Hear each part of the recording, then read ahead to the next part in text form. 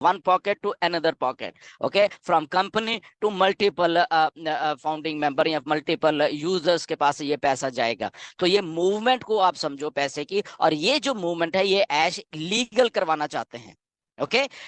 आपको इसीलिए बहुत सारी कंपनी इसी 4-5 महीने के फेस में बंद हो जाती हैं। वो स्टार्ट हो जाती हैं बट वो धीरे धीरे जब थोड़ा सा बढ़ने लगती हैं तो वो इलीगल फ्रेमवर्क में आ जाती हैं, क्योंकि ये जो सारा कुछ वो नहीं करती हैं।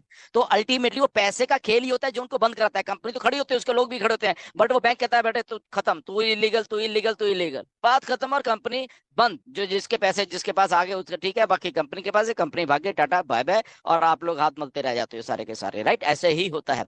तो ये एक प्रोसेस जो बैंकिंग का है, जो मिस्टर ऐश पिछले 3 महीने से जूझ रहे हैं, उसका सोल्यूशन निकाला, उसका टाई अप्स किया, उसका अलग अलग प्रोसेसर्स कैसे कैसे वो करते हैं उनके साथ बातचीत हुई। और इसी सिलसिले में मैंने भी कुछ मिस्टर ऐश को सजेशन दी थी।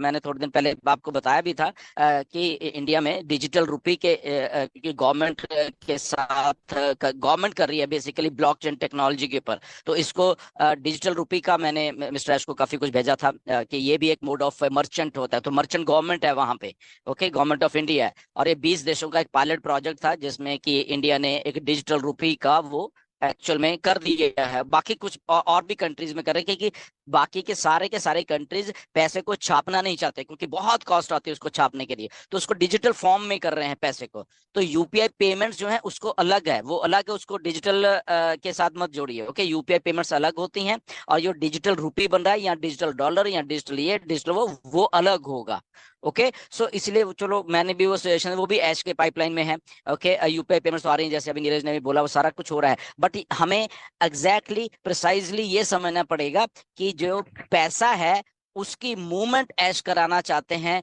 मल्टीपल कंट्रीज में, और वो लीगैलिटी से कराना चाहते हैं। उसमें एक भी पैसा किसी को ऐसे नहीं देना चाहते कि वो ऐसे ही उठ के और किसी और ही तरीके से मिस्टर ऐश ने कर दिया। ट्रांसफर भी हो जाता है पैसा, ओके। ऐश के पास पैसा पड़ा होता है, ऐश पे ट्रांसफर करता है, बट वो लीगल नहीं माना जाएगा, right. So there are certain parameters. तो हम अपने जब हम बात करते हैं कि हम ऐश के लेवल से सोचे, कंपनी के लेवल से सोचे, तो वो यही सारी चीजें हैं कि जो मिस्टर ऐश कर रहे हैं बेसिकली, वो I think one of the best कर रहे हैं। क्यों? क्योंकि कल को हमें जवाब देना है, जब हमारी जेबों में पैसे आ जाएंगे ना, तो कल हमने जवाब देना है, फिर वो हमने अपने बैंक्स में कि भाई साहब आपको पैसा कहाँ से आ रहा है, तो हमारे पास जवाब होगा कि हमारे पैसा ऐसे ऐसे आ रहा है, ये हमारा गेटवे है, ये हमारा चैनल है, ये हमारा ये है, ये हमारी कंपनी है, ये हमारे डॉक्यूमेंट्स है। Bank okay welcome. क्यों? क्योंकि वो बैंक टाई अप हुआ होगा ऑन पैसिव के साथ, उसको मालूम होगा, राइट। तो सोचिए कितनी बड़ी सोच है और कितने बड़े हर्डल्स आते हैं इसके बीच में। ये ऐसे छोटी मोटी बात नहीं कि ऐश ने बोला 200 घंटे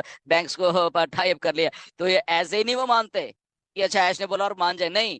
वो डॉक्यूमेंट्स, वो प्रूफ्स, वो मीटिंग्स, वो ये 3600 चीजें होती हैं, उसके बाद वो जाके चीजों को अप्रूवल देंगे, ओके। सो ये हमें इसलिए थोड़ा सा इसके ऊपर टाइम लिया कि हमारे लोग जितने भी है फाउंडर्स इन चीजों को समझे, और आगे से ये नहीं कि ये क्यों नहीं हो रहा, वो क्यों नहीं हो रहा, ओके। ऑलमोस्ट 2500 के करीब यहाँ पे लाइव वेबिनार में है, आई थिंक इतने यूट्यूब पे होंगे, राइट। तो काफी क्वांटिटी। तो ये हमें समझने की बात है कि बैंकिंग प्रोसेस को हमें समझना है, मनी मूवमेंट को समझना है, millions of billions of dollar की मनी मूवमेंट होने वाली है दुनिया में, उसको समझना है। तो उसको समझने के लिए वो बैंक्स भी समझ रहे हैं अब धीरे धीरे, हम भी समझ रहे हैं, ओके। आने वाले टाइम में ये जो जब एक हम सोल्यूशन दे रहे हैं दुनिया को कि ऐसे भी मनी मूव हो सकती है लीगली वर्ल्ड वाइड। ये और आपको हैरानी होगी ये बात सुन के, पैसा इवन के बैंक को भी इधर से उधर मूव करने में बहुत दिक्कत पेश आती है, बैंक खुद बैंक्स को भी, जब उन्होंने बल्क में पेमेंट इधर की उधर करनी होती है। ये कोई छोटा मोटा प्रोसेस नहीं है ये सारा का सारा, राइट। तो सेंट्रल बैंक्स जो हैं वो बहुत बहुत उनको